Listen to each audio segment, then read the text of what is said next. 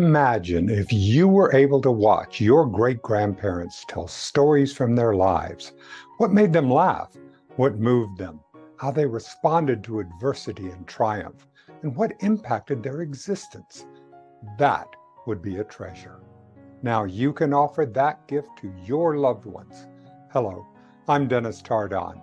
For more than 45 years, I've been a professional interviewer documenting the lives and times of hundreds of people. I will guide you or your family member through the important stories of your lives using my unique interviewing skills. I'm now offering my legacy interviews worldwide via Zoom from the comfort of you or your loved one's own home. All you need is a webcam, and I will do the rest. Contact me today to schedule your legacy interview.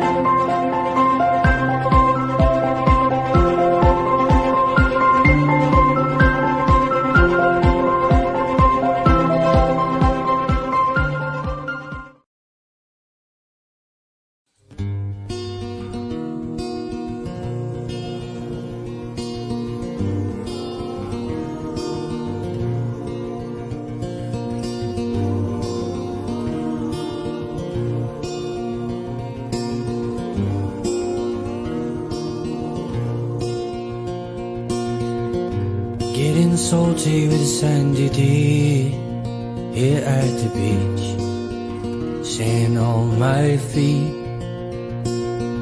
No place that I would rather be.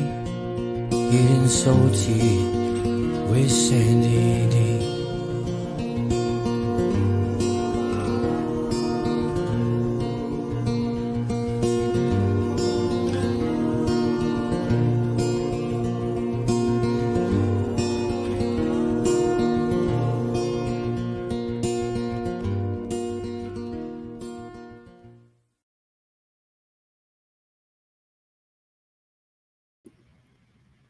Hello, aloha, and thank you for watching Getting Salty with Sandie Dee. Tonight, the last few episodes, I've been just putting it like I just put it in a donation thing is Maui Strong Foundation thing. So it should be in the link there. And so definitely to all the victims in Maui right now, we want to support them. So we're waiting for a few guests, and let me bring up my co-host tonight, Frank. Hold on. Tonight he's my co-host. Hello. Hi, that's funny. I'm a co-host now. What do you know? Hey, you showed up. Barely. Amazing things happen when you show up. That's all you got to do. Yeah. So we're waiting on a couple guys, but we could talk about them when they're not here. And Yeah. that's what we always joke about. Whenever someone's missing, you get to talk about them. And you don't want to be that guy that's missing. Don't be that guy. Joke.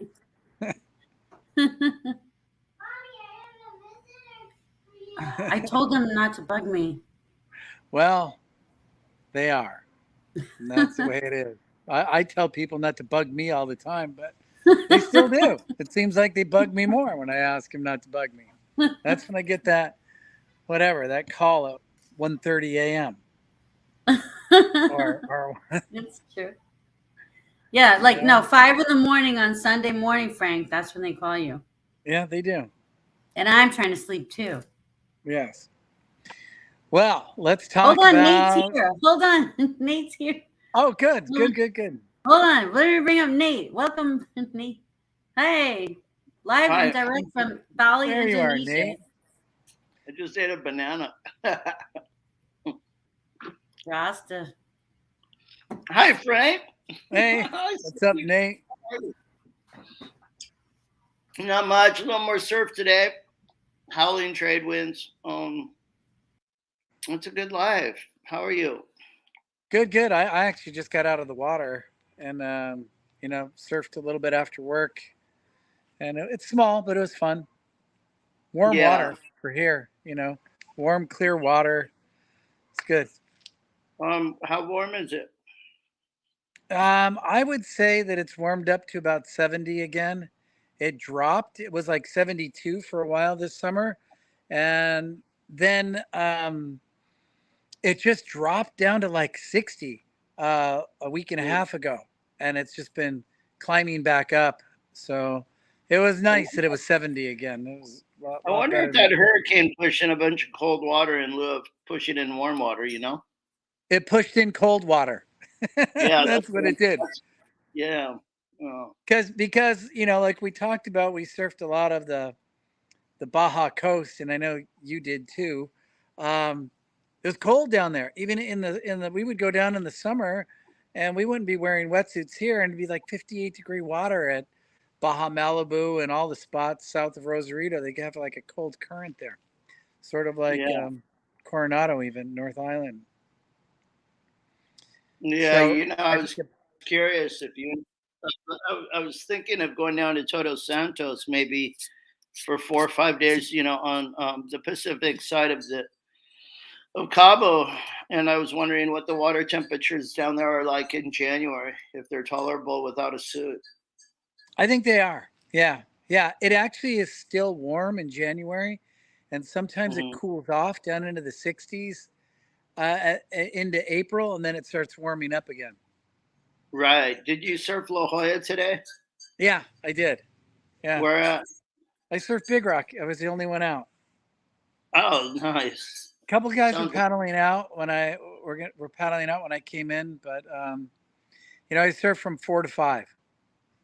Yeah, nice.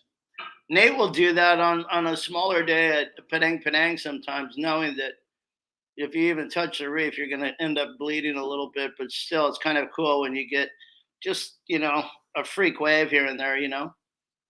Yeah, and that's kind of the way it was. It was a little bit small, but the Yeah. tide was coming in from like a 1.0 up to a 7.0. So Mhm. it was changing quickly while I was out there, even just in that 1 hour. So a few sets came through actually. Oh, that's huge. Yeah, because I think we had our full moon last night. Huge tides, right? Yeah, Oh, tonight's supposed to be a blue moon. Oh, wow. Supposed to be a second blue Yeah. moon in moon a month, tonight. second full moon in a 1 month, the blue moon. Yeah, Oh, wow. That's right. Okay. Yeah. This has been an interesting month. I think there's 5 Wednesdays in this month, actually. A lot of yeah. storms, Trivia. and you heard about what happened in Maui. Do you have any friends in Maui, Nate? Yeah, I got tons of friends over there. Yeah, it's been pretty crushing, especially to see. Oh, just some of the stuff my buddies have posted, and interviews with Kai Lenny on Instagram, and the fact that America's flying flags, the Ukraine flags half mast, and giving them $22 billion, and these people in Maui are really up a creek, and I hope Biden didn't fall off the ramp there when he flew in. I don't know if he got anything done for them, but they sure did need it. And apparently, We don't talk about politics over here. I don't Okay. get Well, into all the right. politics all right. because Let's not talk no, about I just Maui and the no. I mean, thing. we support Ukraine. Political. My stepdad's wife is Ukrainian. The executive producer of our show of our network is Ukrainian, so we support the Ukraine 100%. Oh, absolutely. We've been doing Absolutely. fundraisers. We're doing all that stuff. So and we just don't like to get.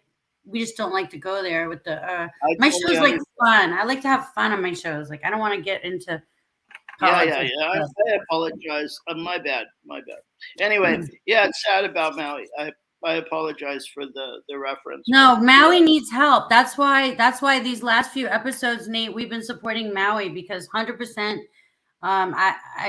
Like what happened over there is devastating. There's a lot of people in our community that are musicians over there. They have families over there, kids over there, relatives over there. It's just crazy. So we definitely want to support them. And the link, my donation links, are right in the. They should be there in the intro.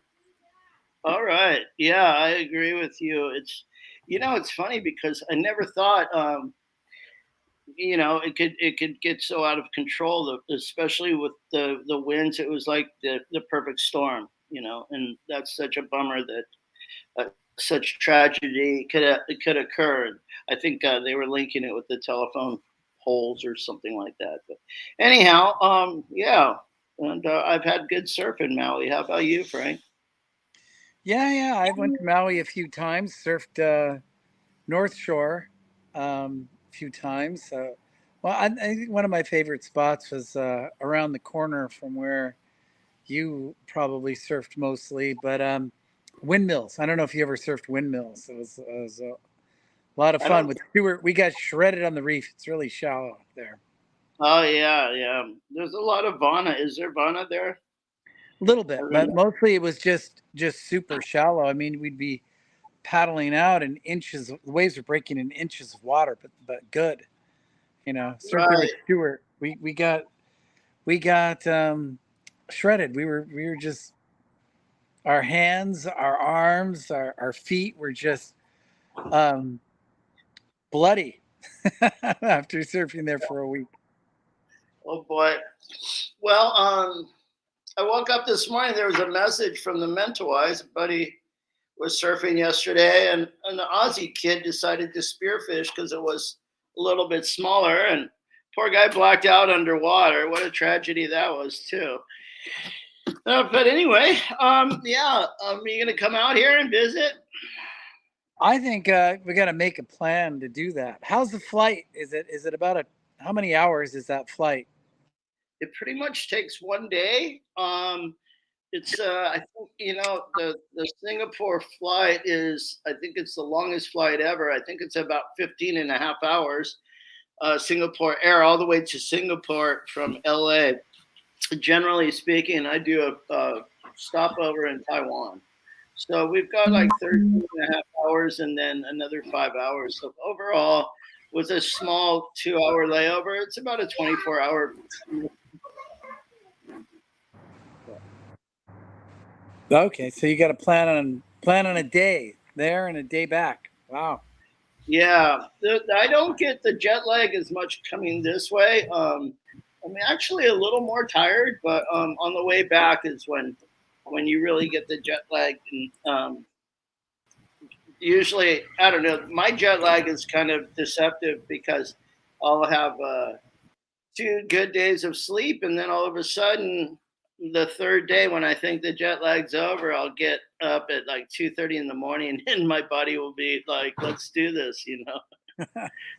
So when was the last time you were in San Diego? I see sometimes your posts have jet lag too. You're I don't think you're here, but you posted that you were here. Yeah, no, I usually come every Christmas. Okay.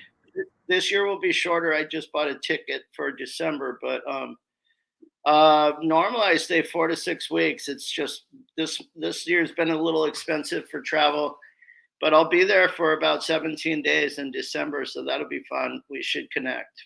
Oh yeah, definitely. Then we could talk about us figuring out a way to come out there because that's something that would be great. We usually do a lunch while I'm there with a bunch of the guys, Joey Goodman and Snoopy, Daniel Worley, Bruce McFadden, all those guys show up. Even like Richie Wood sometimes. You remember Richie and Danny Cantrell? And I know Danny Cantrell's around. no, he lives up in Oceanside now. He and his wife both work. Wait, isn't Cantrell's the one that owns the restaurant, the chain of restaurants? No, and well, his daughter was married to Andy Garcia's wife. No, I don't think so. I think it's a different guy. I think it's a different one. Joey Cantrell. Isn't he really connected to the restaurant? No, this is Danny. The Chart House? Yeah. The Chart House or the Chart House? No. Okay. No. Okay. I'm wrong. He might have owned a restaurant at one time with his wife, but lost track. But yeah, that's all the Cliffs guys that are our friends, you know. Yeah, right. You know. The Association for Union Point Loma, right? Yeah. It was funny because when you know the way we met, Nate and I went to the same high school together for the first couple of years or so, and then we surfed together a lot during those couple of years there, and Nate introduced me to all those guys that he just mentioned, and they were all pretty good surfers from the Cliffs, from Sunset Cliffs, and then he would talk about other guys like Joey. I never really got introduced to him, but Joey was there, kind of a little bit of a hellraiser in the water, good surfer and all. But I knew so that's how I knew who he was. And like we would get dropped off still before we drove ourselves, we'd get dropped off over there by the parents. And I remember Rick Slayton, right? Yeah. I was just thinking about another two guys. How about Pat and Nick? Remember them? Yes. Yeah. I just saw Nick not too long ago, like the last couple of years or so. So, but the one time Rick and I got dropped off, and it was a giant day, and by his mom. And his mom used to like to sing, you know, while she was driving by the surf, and we'd be like, you know, ducking and telling her to stop and come on, Mom, stop singing, you know. And so we got dropped off, and Joey's up there with Jeff Stress up at Uppers, and we get dropped off down below, and he's playing local, and here we are, 15. He's 2-3 years older than us or so, and you know, he comes running down the cliff and throws a big rock at us and says, "Go home," you know. And Rick was like, "Oh, I love this story, Frank." He's like, "This is my favorite story." You know, he's mean. He'll kick our ass. And I'm like, I know who he is. Throwing rocks from the cliff while you guys were on your board surfing. It was from the lookout where we called Uppers. Yeah. And we were down on the road. And I'm like, I said, don't worry about it. I'm like, if he was out in the water with us, we'd be surfing together. That's, you know. I said, he doesn't know who we are. He doesn't know who we are. He thinks we're just some little kids dropped off by their parent, their mom. It was very different back then. True. Like when you guys were kids, like if anyone ever watched like what is it?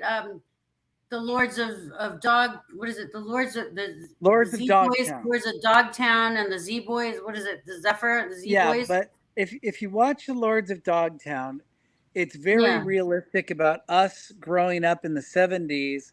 Yeah. And we were the young ones. Yeah. We were the younger ones that had to go save the boards of the older guys, the older locals. And we had to kind of fend for ourselves. But we were the same age as the young guys of the Lords of Dogtown. Not the older locals. I think that story took place in Newport Beach, right? That story took place in Newport Beach, but what a lot of people... It was LA County, you know. I don't think it was Newport. I think it was more like Sublime. Sublime is from there, right? Well, it might have been, but where Nate, where was Lords of Dogtown? It was L.A. It was like they were It Santa was, Monica, maybe. yeah, it was Santa Monica Pier over Yeah. there. Long Beach. That I area. thought it was Long Beach. No, it's. I think a lot of it was they were Santa Monica guys, but we were them. We were those Well, guys. That's the thing. A Same lot of age. people that are watching from all different parts of the world right now. We're live streaming to Facebook, YouTube, and Twitch right now. So people from all over the world, they don't understand what if they ever watch those movies. Ocean Beach was like that back in the day. Yeah, yeah. It Ocean had that Beach was element. like that. Mission Beach, Imperial Beach was like that back in the day. So people don't understand if you watch those movies, even though that was a little more north of where we are. But you guys grew up in that same time and era, and it was just like that in Ocean Beach and Mission Beach and those areas. La Jolla was like that. Well, Jeez. yeah, and if you watch it, there's a lot of the same experiences that we, as young teenagers, with older guys that were more, known in the spots, and we were the younger guys. They didn't cut us any slack. We had to save their boards, and if their board hit a rock, you got yelled at because you didn't go jump, because we didn't know when we wore leashes back then. Yeah. Right. And Yeah. it for lots of reasons. One, they were looked down upon. They didn't work well because they were so stretchy, so no one wanted to wear one. And then it just turned into where they were goon cords, right, Nate? Well, you were considered a kook if you wore a leash back in the day. Yeah. Nobody wore Yeah. leashes. The first leashes were just, if you saw them today, you'd go, that thing's just dangerous. Remember the leather Rubber band. It's just like, really, it's gonna hurt if you lose your board anyway. Yeah, it's funny. But I think that whole gangster mentality, I've really overthought this, but I think it exists in most sports across the board, from the early days when we were semi-dinosaurs with our techniques and the way we protected our waters, etc. But I mean, it was like that gangster feel where if you grew up in East Side and you want to play a game of hoops with the boys, basketball, dude, you had to earn your stripes and you had to wait your turn to pick up a game. And like, I think Exactly. sports, and some sports are same social network. It's the same social thing. It's same social pattern. Yeah. Exactly. You had to earn your stripes, like in military, like anything. You have to earn your stripes. Like it's a lineup. Yeah. And guess what? You gotta wait. And if anyone watched that movie, what's that movie, Frank, with the little blonde girl, the cute, and they were working in the hotels. They were Blue Crush. Blue Crush, yes. Blue Crush, yes. Exactly. Like that girl. Women have. And that's a whole different show. But like women women have it way different than men. Football like men don't had get a little hall rough passes. With the local Dudes Hawaiians. don't give dudes hall passes, but a lot of women get hall passes. But I've been in a lot of situations where nobody was giving me a hall pass. They were like, "No, it's firing," and we were young. You need to beat it. And the older guys. It could be a big day, and you're a little kid, 13 or 14 years old, and you're paddling out at one of the toughest places in La Jolla, and you're getting rocks thrown at you by guys in their 20s. Telling you to go imagine home. If you're grown, then your dad nowadays your dad has to come and kick somebody's ass for you because you're grown. That doesn't work so well anymore. I mean, I think I've heard every story in the book. My dad's an attorney. My photographer's filming this. Hit me. I dare you. I was just like, my son's making scrambled eggs behind me, and he's laughing. We got to put him on the camera. It's so funny because he knows exactly. He hated localism. He hated it. Like he thought I was out of my mind. He didn't really understand the concept until he paddled out at Newbreak and guys are back paddling to him. Come say hi. Is he gonna come say hi to my audience over here? Say hi to little people. Come say hi to little people up here. Hey. Now that's what you call a hardcore surfer right there. I love it. The cast iron. Very cool. I love it. So you know what they taught us? Those guys taught us to be the same way. Exactly. And you grow up in that environment. It was the mid 70s, early 70s. And then they taught us that that was the way it was. And I mean, you didn't talk to people. You were aggressive towards people that were not from there that you didn't know. And it was Yeah. just it's different. I think it's a little different today. I mean, I'm older, so I'm that Yeah, old now man like out in the now we're water. older, we're more relaxed. You know, like we're just much more But I relaxed. Yeah, don't you see it. can't I even. still don't see it. I don't see any rock throwing or any real. There's places that have that, You know. but not a lot of the places that used to have it. Well, when we were young, Frank, if you and I were 8 years old and we were having a kickball game or something that they don't do anymore, and we had it out because we didn't agree, you were out and I said you're out, and we would go after school and settle it behind Yeah. There was a lot of we that. would throw Yeah. down and then we'd shake hands and we'd walk away and it was all better. But you can't do that today. No way. You didn't give me baby bouncies when I asked for them. You did the slow roller. I wanted baby bouncies. Slow rolling baby But bounces. do you know what baby bouncies are, Sandy, or no?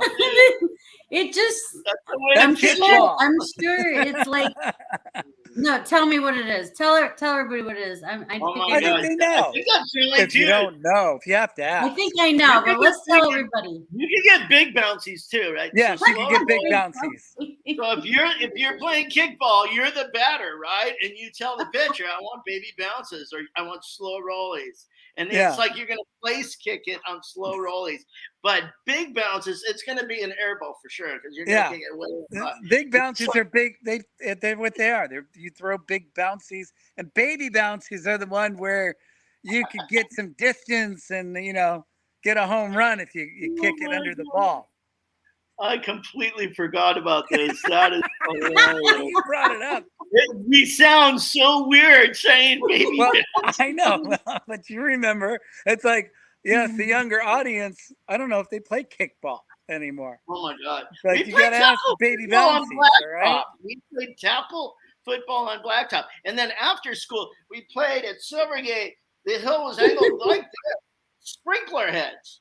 And Yeah. we played tackle football on that. So everybody's going to have the hill. And the worst is what we called smear the what. Yes. Yeah. And that was on asphalt. I can't even say the name of the game anymore because it's crazy. Yeah. Anyhow, it was kind of a rougher. I don't know. I'm sure it's rough in some areas with some kids. Frank, you should tell Nate about the surfing story when you took me out for the first time. But you got to understand, Nate, like Frank and I were friends before, like way before. We were friends, and then we just hung out. We went surfing. He took me surfing a few times, and it was in the 90s. He still remembers it. He remembers it differently than I remember it. We both have a different view on the. We still to this day argue about the situation, but it's fine. It's fine. Well, I'll give you a short thing. She wanted to learn how to surf. We worked together, so I said, okay, I'll take you surfing. And then she was like, I don't know, 22. I was 32, something like that. And she was. I was hot. I was cute. So, I was platinum. I looked like Pamela Anderson from New York. Yeah. I was cute. I don't remember Frank ever being a surf instructor before that. Right. No. Like, yeah, he I would needed have got harassed for bringing another man out in the water. Right. What are you doing? But anyway, I took her surfing a few times. He never took you surfing, Nate, did he? We weren't allowed. We were pals. We were good pals, though. I'll tell you that. Yeah. So anyway, then so we lost track of each other, and then I don't know how many years ago, 12 years ago, we kind of found each other again. And as it turned out, and you'll appreciate this, Nate, she from the few times that I took her surfing or whatever, she went with it. and became a surfer, surfed all over the world, Costa Rica and everything, and she's rides a 5'8", rides a fish actually. Wow, that's Yeah, So I awesome. love my so fish. it's like, okay, well we're connected there. Well, now I'm starting to look like the guy behind me from Zippers. You recognize that thing right there, Nate? No, I've From been Zippers? looking at it, but I don't know what it is. It's a backdrop. It almost looks like a little Mexican shop. What is that? Yeah, it's a little sign that they got there right Oh, okay, okay. at Now, Zippers. I don't know if I it's think still it's there for Zippers you, but in Frank Cabo, took me to San Jose. Cabo. That was actually a wonderful time. That was like one of the surf trips there was like no dramas in the water, no dramas with getting hurt or cut up or injured. It was a nice surf spot. There was like storms coming through, but like that wasn't going to stop us, you know. But it was cool. It Zippers was, is funny. You Zippers bring is back memory. fun. I surfed it about 7 years ago, the last time, and I was on a fish. And the local Mexican kids were pissed off at me for riding a fish without a cord because I lost my board and it almost went against the rocks at high tide. But I'm like, yeah, you don't need a cord. And they're like, well, if you're going to pull in like that, you need a cord. And I'm like, yeah. They'll hassle you here for not wearing a leash also, just because your board could yeah. few people. I Well, mean, dangerous I've seen factor. guys swimming for their leash, and like, if you want to go swimming for your leash for half a mile swim, if that's your day, then go ahead. I'd rather wear a leash and catch more waves, paddle out and catch more waves. If you want to swim Sure. all day, then go You're swimming. not all supposed to day. I swim. don't You're know. not supposed to fall off. That's the idea. Yeah, You it don't just makes fall you off. more Well, yeah, knowledge but yeah, surfer. you don't lose your board. Yeah. But it all, it also keeps a good rotation in the lineup, and it's kind of like if you paddle for the first set wave and you think the second one's yours too because you missed the first one. I don't think so, Tiger. That happens. Some guys try that. Someone tried it the other day. I love like this. The third set wave is like I should just shut up because I'm giving away secrets. No, I shouldn't do this. boy. All right. This is Well, there's a lot. this is to like learn. taboo now. I got to stop talking. Give the easy ones. I can't. Yeah, So, I'm like everyone have that first wave. You could have that first set wave. Go ahead. I'm not gonna stop you. Go ahead. I'll wait. I'm patient. So Nate actually grew up surfing with Joey, who was on last time, and I didn't. So Where's like Joey? Joey, Joey, come who on knows? in He's here, working. Joey. I don't know where he is. Where's Joey? Maybe he's in the water. I doubt it. Maybe he's at Zippers. Was he supposed to join us? Yeah, he thought he was going to be able to make it. He's probably buying another board. But I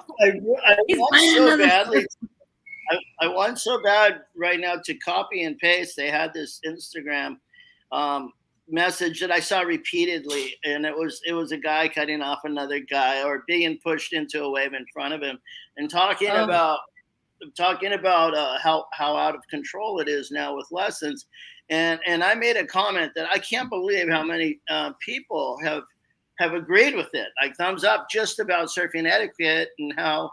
Do you mind if I post it in our chat comments here?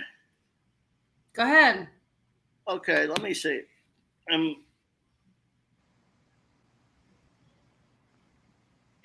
Okay, I just cut and pasted it. You know what? A lot of people have asked me. I was certified in CPR and first aid.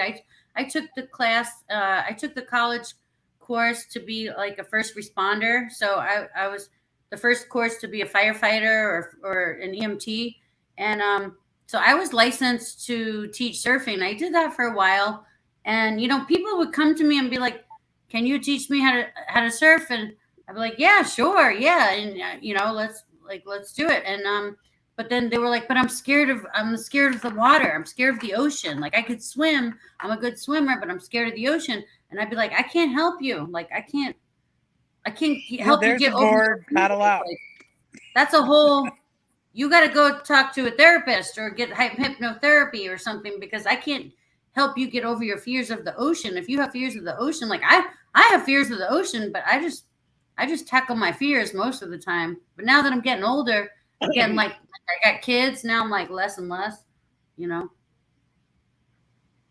and it's funny because a lot of experienced surfers that were big wave surfers that we call it calculated risk when you really become a really polished surfers, and all of a sudden if there's too much wax on your board by the way it feels. I mean, you're so particular about all of your equipment. You're only as good as your equipment, but the veteran surfers are like, honestly, there comes a time when all of a sudden you realize what responsibility is in your life. And I remember charging Salsa Puedes, begging my wife and kids to come down because I had nobody to surf with in 1979 El Nino or something like that. And it was seriously dangerous. If you made it out alive, you were good. We saw 50 boards snap one day on one of the biggest days. And I was in one of those Lost videos back then. But it was yeah. get out while you can with unscathed. And then all of a sudden you go, wow, I'm responsible for my wife, my kids, my house. Like, am I being foolish? You know? Yeah, you start thinking about those things. Yeah, and when that kicks in, you're a little more reserved. You're not as careless. Yeah. You know what I mean?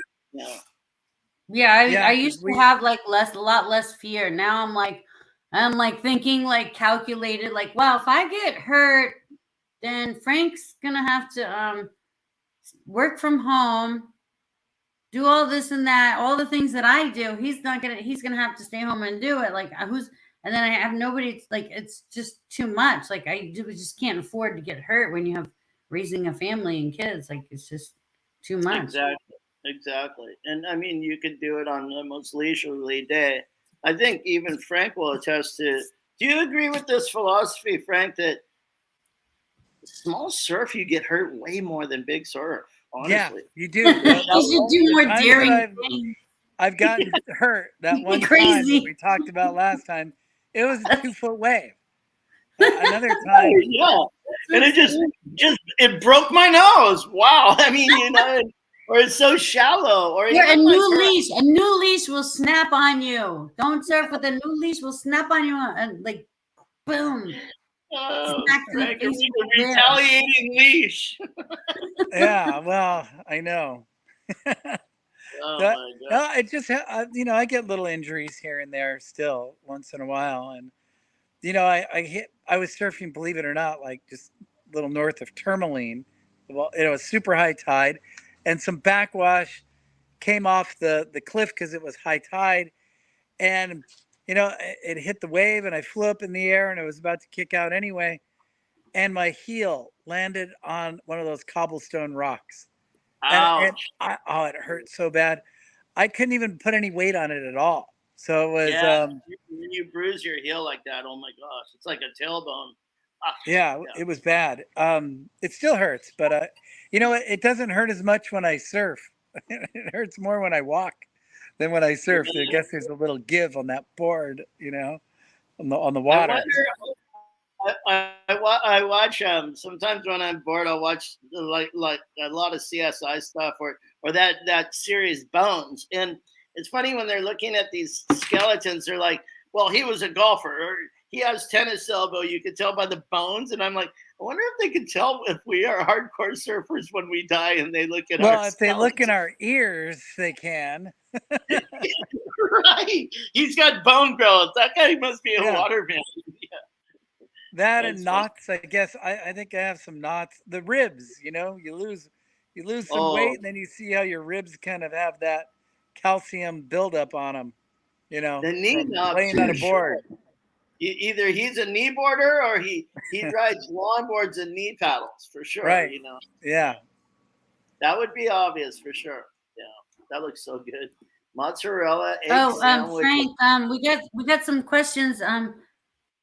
My good friend, I think she's in Santa Monica. Wait.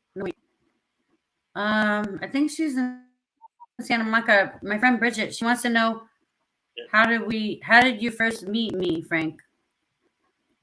It was because I think that's my friend Bridget. I owned a company with you were my boss. I worked for you. Not directly. So I mean, you were like cousins by marriage with the guy that I owned a company with, and then you came to work with us and for him, and so you were at the same company, and And then you Yes. wanted me, you wanted to learn how to surf, so I signed up for that to teach you, take you. Well, and I was cute. I was young and And you were cute from cute, New York, yes. New York City. And then we I'm not would go playing. eat fish tacos for lunch sometimes too. And I grew So- up around Italians, so you knew it was a I done think deal. Frank had an agenda, though. Frank definitely had an agenda. It He had took an about 20 agenda. years, but you know, it ended up happening. Yeah. Did he ever take you tandem surfing, Nate? No, tandem but with Frank? just because I was afraid of the way he was going to grab my groin when he lifted me over his head. Yeah. I took Sandie tandem surfing. I thought that was I his started best hurting way. just the thought of it. Yes. Oh my Oh god. my gosh. Yeah, nothing's changed. Like really, Nate. Like everything's the same since back then. Only now, you have to accept and just find your zen and accept that there's going to be 100 tourists and 2 locals everywhere you surf now. Zen. Yeah, true that. I mean, that's just the way it is, unfortunately. I always Shit, tell I'm people sorry. like surfing sucks. Don't try it. You know. Exactly. It's dangerous. It's dangerous. It doesn't break anymore because of the dredging. Because there's whatever. too many people, and when there's so many people in the water, the level of the water comes up so high that all the waves go flat. We did Someone so has here, a surfing otter in Santa Cruz. That's my Yeah, friend we get Bridget, a I think. Ah, okay. we get a lot of Yeah, that's Aussies Bridget. here. What's that? Oh yeah. you do. Surfing yeah. otter. Oh, sea otter. Yeah, it's got to be cold water. Yeah, we have turtles in the water constantly here, but surfing dogs are popular in California. Yeah. I know. We have surfing kids, but it's tough to get them out in the water. They can do it, but they just don't want to. So they're being defiant and not wanting to surf. Your children. Our young ones, yeah. There's a comfort level too, like the 80-degree water here, and you can see through it. You know, there's always this mystery, and even the kids that have never seen Jaws, there's this mystery if you can't see the bottom, or if you feel seaweed. You know what I mean? It's like or something dark down there. Well, it doesn't help that I don't know, Nate. Do you see all these drone footage of like North County, San Diego, of the great whites just cruising around? All the surfers. Yeah, I was in a contest in Malibu where the guy it was fight or flight, and they had a stand-up paddleboard race that's famous up there just before the Malibu Surfing Association's contest, and they have the lifeguard boat spraying, you know, for all the finishers at the Malibu Pier, and they were coming around the corner, and they said they'd seen a bunch of great whites there, and one of the lifeguards saw this guy just bashing something, slapping the water, trying to scare away something. And it was a great white the size of his stand-up paddleboard. Back then, they didn't have the smaller boards. And so the lifeguard headed over to help him out, which was really cool because most people would go, I'm out of here, you know. But yeah, it was one of those fight or flight things. But yeah, also at the the nuclear power plant. I think there's a warmer water. I don't know what's going on there, but there's a couple of local sharks that just live there apparently. Yeah, one time when we were up Nate, there, does your son? You have 2 sons, right? Yeah, I do. 24 and 31. Cole and Nate Jr. Yeah. Nate Jr. The one that's with you is the oldest one. Yeah, he's enjoying his breakfast. Okay. Look at that hair. Wow. Yeah. Hey, Frank's Look at oldest. surf How old cup. is your oldest son? Is 30? That's Nate right there. He's 31. Yeah. Oh no, wait. Frank's oldest son is like just a couple years younger, right? Yeah, Andrew? he's 29. Yeah. Okay. Yeah, Nate surfed on the WQS though. He was fully going pro and everything, and had. It's funny we're on this subject. He had a real banana. I'm calling the guy a banana. He was practicing at Lower Trestles because I think the next day or 2 days later was the national championships, and he had qualified. And the guy got passed up by a wave, and Nate didn't see him at all, struggling in the whitewater trying to get around the shoulder. And Nate went to duck dive, and the guy came around and severed my son's Achilles tendon. And he was what, 9? With his fin? He was 9. He was 17, in his prime, fully sponsored, traveling QS surfer, and it really. You ran him over with his fin? Yeah, took a toll on his surfing career. And it was like a Sunday at sunset. The lifeguards had left. Hour and a half later, the ambulance finally arrives. They have to sew him back up and give him antibiotics to prevent him from getting infection and losing the tendon altogether. And then 2 weeks later, reopen it and use a plate. And it was like pretty really come back. Yeah. Just a little tear on an Achilles is painful and debilitating. According to him, and Nate, tell me if I'm wrong, but it was bleeding profusely, and he was on the Rip Curl team at the time. Was it Rip Curl, the guys you were surfing with? Oh, he was also. Is he going to come be on my show? Can I interview him next week? Ask him if I can interview him next week. Not that reliable. He comes where they're. He's not reliable. But hear me out, Frank. From what I understand, he's bleeding profusely, and a couple of the other team riders for Reef called out the guy, and they're like, "Dude, you can't just paddle away. Like you just ruined that guy's heel, right?" And so Nate finally gets to the beach, and his first step, he hears an audible pop. So it must have been. It probably was 2 thirds, and then. So anyway, that's a whole show. That's a whole show, Nate. That's a whole show. That accident. Oh my God. We could do a whole show on injuries for sure. Yeah. Yeah, I know. Well, that reminds tell me. Nate Jr. next week. We'll have him on if you want. Well, if it's small, if the surf's small, look here, you could have him on right. Yeah, if the surf's small. Yeah. If the surf is small, I'm there. Yeah, if it's small. Okay. He's Italian like Frank. He's Italian like Frank. Well, he's stubborn. He's half Italian, half Portuguese too. Quarter Portuguese, quarter Spanish, and half Sicilian. That's right. I love it. Right. I love it. Yeah. Nice to meet you. And your brother surfs too, right? A little bit. He knows how to surf, yes, but he knows how not to. He's a baseball player. Yeah. He likes his arms and his legs. No, do you guys ever know Bethany Hamilton? Yeah, I know her. So she's she's my inspiration. Whenever I'm having a moment. Who's that? This is Cole. He's also a waterman, but a baseball player. But that's him winning the CIF championships for Point Loma High over La Jolla. Wow! All right.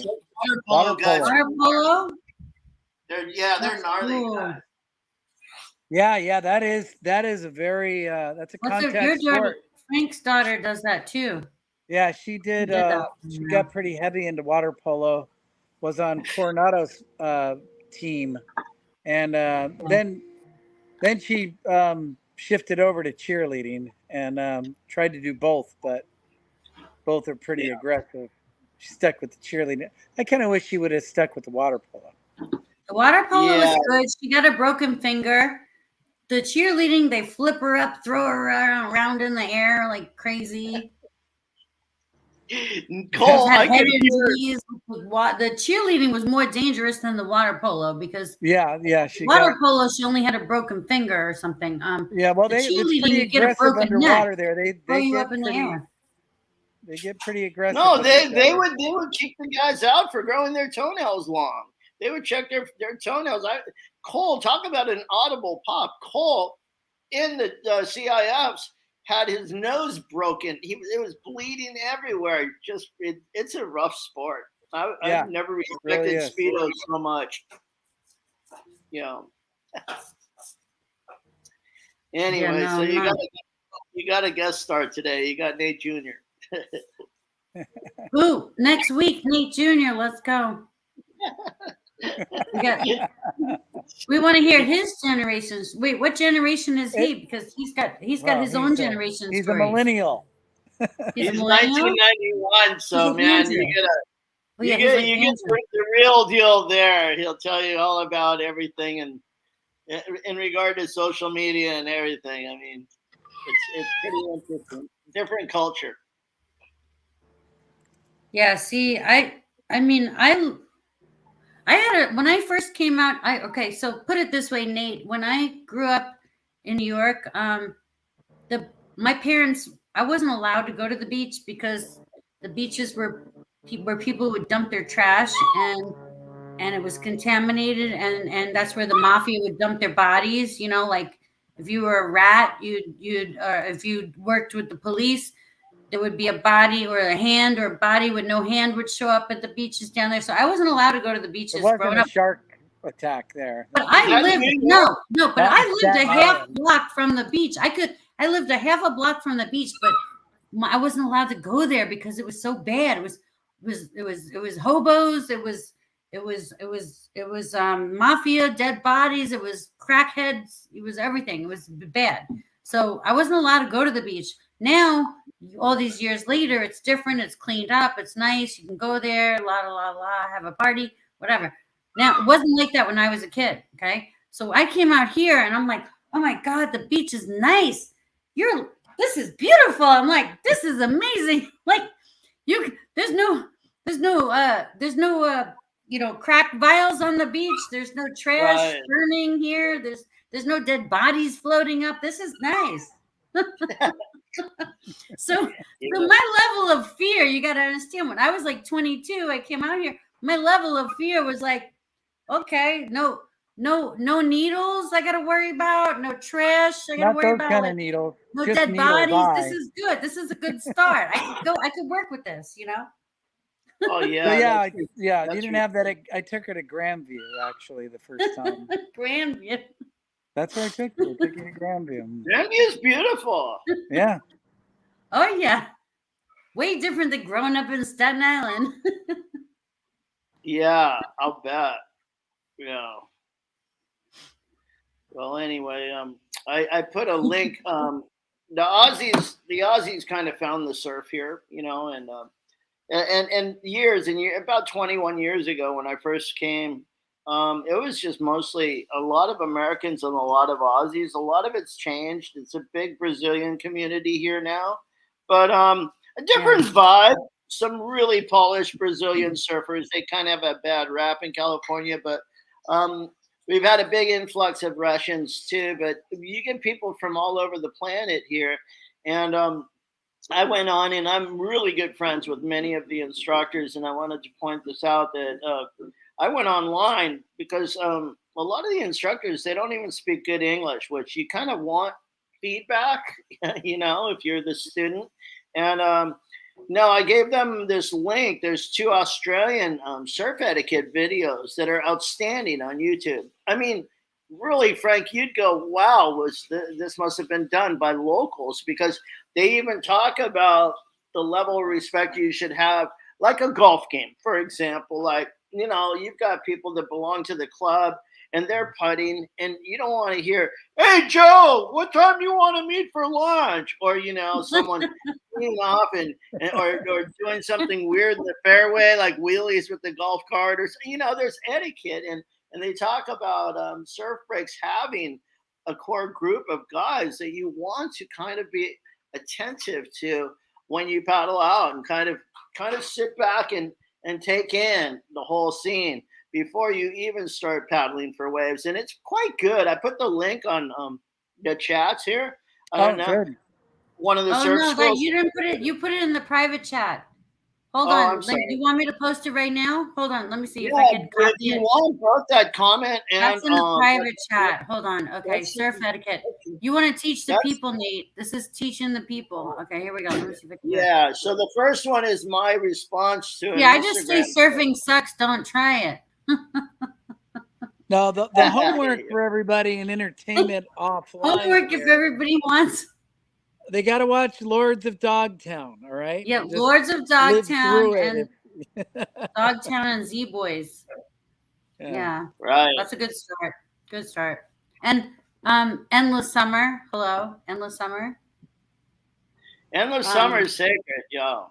September Sessions, one of my favorites. September Sessions. Oh my God, all time. September Sessions took me to Indo, really. Yes, the music. Sorry. I think one of my friends, Yeah, Duran, was on the soundtrack of that one. I love that one. Right, Jack Johnson, so good. Jack Johnson. Yeah, no, I never met him, but he's on. Yeah, he's on the soundtrack. I never met him, but oh wow, there's a Facebook Aussie in the house. I went to comments now. At least I could participate. I was such a banana. Sorry about that. Anyway, that's hold on. Let me see. I think I'm able to post the thing. But you sure you really want to share this information? This is like, ask your son because he's different millennial. Top secret information. Your dad is trying to share like links on etiquette. I don't know. Should it? This is like you should be charging. You should charge maybe I like $5. I already see a comment about Brazilians and Americans. It's not like that. Both my next door neighbors are Brazilian. They're polar surfers. They're the coolest guys. We're family. It's not like that. And it's unfortunate that one of your Facebook users said bra boys, which is funny. The kid that I think that's John Duncan from Australia. He's from Tasmania. He's in Tasmania, Australia. Yeah, he probably knows Darren, who we were just with in the Mentawise. Darren messaged me last night and said an Aussie kid had gone spearfishing last night and had blacked out and died. But that was Darren. He's one of the. Is it Brennan or Darren? That would be like full circle, Darren. Frank.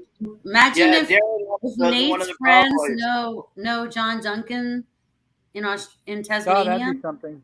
That'd be like full circle. You know, what a trip. He gets a little bit of that, I think. Oh, well, you know the guy from Perth, don't you? You're from Australia. Okay, hold on. I'm posting the video, Nate. Here it is. And I'm just going to add, surfing sucks, don't try it. There you go. Yeah, okay, whatever. No, but yeah, my comment was that I don't know. You know, so many people were unemployed and stuff during COVID, and it seems like surfing just blew up. And I saw this a little bit in the 80s, but it made a comeback and it was more controlled. But I don't know if it was because there was nothing to do. But even here in Bali, it was amazing. There's a huge influx of female surfers, which is just fine with me. But it seems like surfing blew up to the extent where right now a lot of our Bali neighbors, they just utilize Uluwatu as a home base, and we travel to places like G-Land, Mentawais, Desert Point, searching for more uncrowded surf. There's a lot of islands that I won't mention that we go to where we could surf with the hands. Nate, surfing sucks, don't you? Secret spots. Yeah. Surfing sucks. It's almost like it motivates you to always be on the search for another. I got to tell you something funny about secret spots. Kirk and Rick and all those guys, they started surfing first parking lot BKs. All right, you know. Remember that? Yeah. And they wouldn't tell me where it was. All right, I can tell you where we're surfing, and then it's a secret spot. And then when I told Rich Pavel about that, he goes, BKs, a secret spot. He's like, that's like saying the swimming area at OB is a secret spot. Yeah, right. Because it really is. It's such a shitty wave. The only secret is that nobody wants to surf it. You drive by No. it all the time and keep going. Actually, I've caught it No, pretty good. We've there's caught it lots pretty of good. secret spots that like They're not like lots of secluded islands, with Nah. perfect waves. Our But we secret do- spots are different. We do have They're- some. We do have some in the northern Indian Ocean. All I can say is the number one boat captains that do surf charters up there, they call all these perfect rights that I surf the big fat left. And that's so cool because that's code on the radio. Oh, we're going up to the big fat left. And because most people think it's mostly lefts here in Indo. And it is, but the rights that exist are super good quality. And it's kind of hush hush, Yeah. Well, there's got to be some just for the locals, You know what's Otherwise- funny? When I first Frank obviously, took me surfing a few times when I first moved out here from New York, but I actually I went and bought a surfboard, I got a job, I got a car, I got a place to live, I got a roommate, I got a surf. I went and got my first surfboard at South Coast, and it was like the coolest thing. It was like white, like maybe like maybe like a 6'3", and it was like white and turquoise zebra stripes from South Coast and PB. Nathan And used to surf so for South cool. Coast. Can I say Yeah. that? I surfed Remember for that? South Coast for like more than 10 years. Yeah.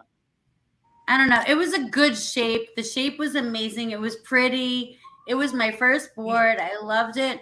And you know what? I had nobody to surf with. And I just nobody would go. All the people that I knew that surfed, they wouldn't give me the time. Like they didn't have patience for me. So that surfboard sat in my apartment for like years and I didn't surf. And Oh no. finally I reached like a low, and I was like, all right, I'm done. I need to make changes in my life. Like I can't, like I was determined in my mind. I had my mindset, I am going to learn how to surf, whether it kills me or not. I don't care. I'm going to learn. I'm tired of sitting in my house, looking at my surfboard on the wall that I bought. And like, no, like, so I had a couple of roommates that grew up in Lompoc, Lompoc, Palama. Yeah, those heavy locals there. Yeah. So I had a couple roommates. They're like Sandie. They would play hooky. They would call in sick at work or at school. They would play hooky. They would, and I had an accounting job at the time, and they would like, Sandie, we're gonna go surf. If you want to come, you could come.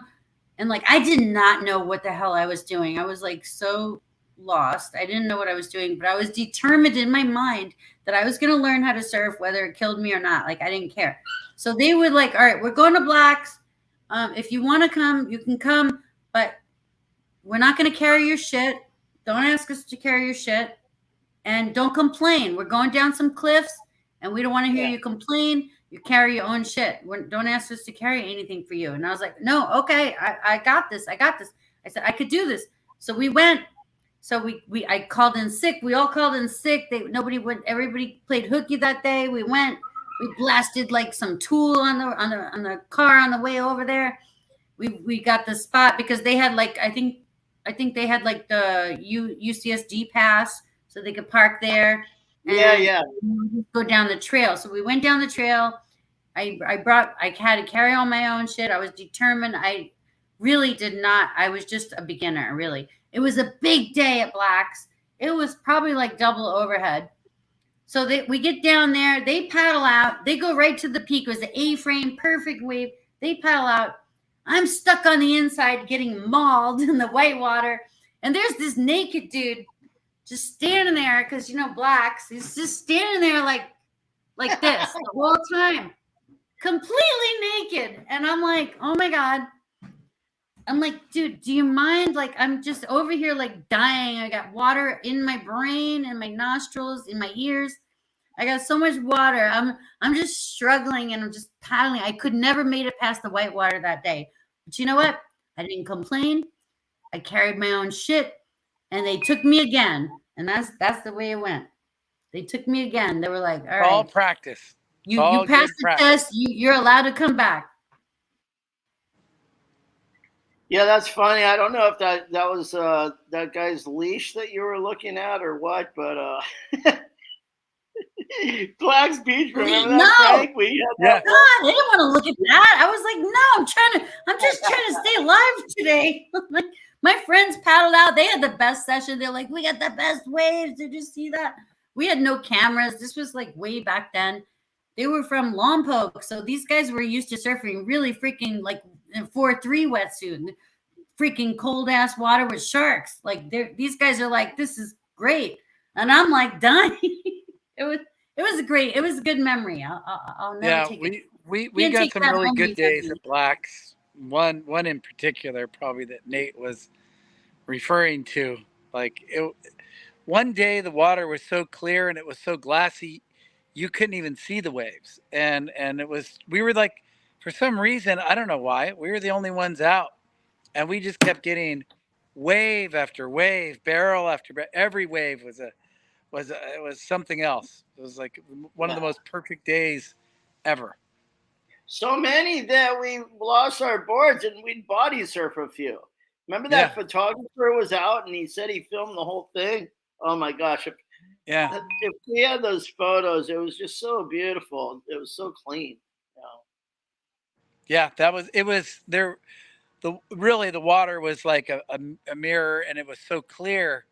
You see right through the waves. I mean, you probably surf like that all the time over there. We don't get that in San Diego often.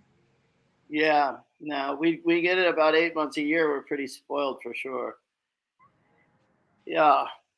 Hey, well, I gotta get going. I don't know if you want another show or whatever, Sandy. You know, I'm pretty open to it if it's like this, because right now I can still dawn patrol it and make it for this because it's 9 a.m. my time. Now we're pushing like 10:15, and I've got kind of a big day. A buddy of mine's leaving, so whatever you want to do, you just message me, and I really appreciate all the viewers sharing. If maybe they have some ideas, they want to know some stuff about Indonesia. I'm glad to share. That's all. And I'm honored to be on the show, and I apologize for getting a little sticky in the beginning. Okay. Oh no worries, no worries. Yeah, I just like to, we have other shows in the network where they talk about deep stuff, and then like, but just like no, I don't know. I just it's not my style either. I just have better luck just avoiding that whole. It's like you want to avoid that where the white water is crashing on the rocks. Let's just let's just not pull into that area. Let's just no pull cleanup in sets, like, Frank. No cleanup sets. Yes, I know. I had to explain the cleanup sets to my daughter the other day. Yesterday, I was telling her about the cleanup sets. She's not like, well, why don't you surf the huge waves anymore? It's like, it's the cleanup sets. That's why I can still surf them. I just don't like to be let's do it next week. Nate, and if your son wants to join, I could send him a separate link. So like, if he's in the hot tub with the ladies, he could still join as long as he has good Wi-Fi. He actually does have a Mac at a different location 3 minutes away where he does all kinds of video games. And see, Frank, this the younger generation. We're still working and dying over here. The younger generation's hanging out in the hot tubs with all the hot ladies, Frank. I'll share his Facebook. Well, I got to get a hot tub, I guess. Maybe here there are none. Go in there with me. I don't know. Here, everything's a hot tub. You beg for cold showers here. I'll tell you that. Okay, well, I love you guys, and I'll send you guys. I'll send you his Facebook handle on a private message. Okay. Okay, very I love you guys. All next week we'll see you guys. Thank you everybody for watching. Okay. Yeah, if he commits to it, I have a new picture of he and I paddling out that I'll send Sandy. Okay. Oh, that'd be cool. Yeah. All right, brother. All right.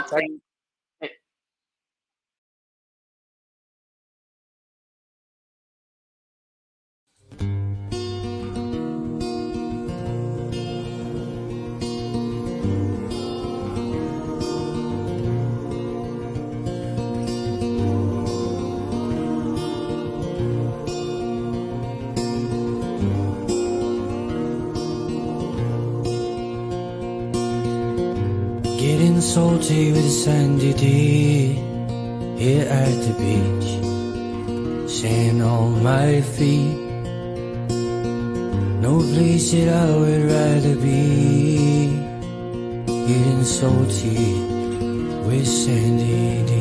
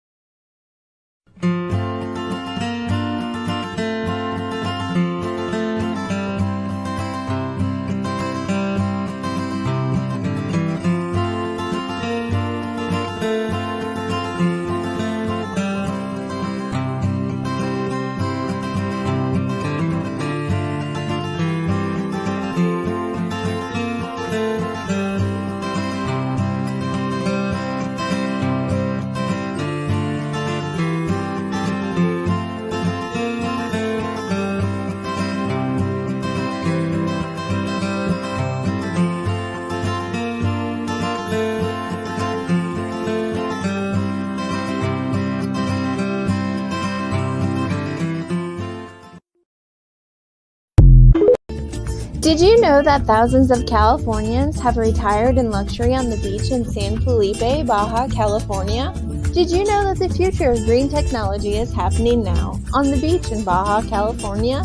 That you can own a beautiful sea view home for a fraction of what it would cost in the U.S.? Did you know that the cost of living is 1/4 the cost of what it is here? Discover Rancho Costa Verde, an amazing cutting-edge green community on the beach at prices you haven't seen in your lifetime. Not a lease, not a timeshare, full ownership home sites with 180-degree sea views starting at only $22,500, with terms and financing that make it affordable for almost anyone. To receive additional information and learn how you can visit the property, call 1-800-211-7400. 1-800-211-7400.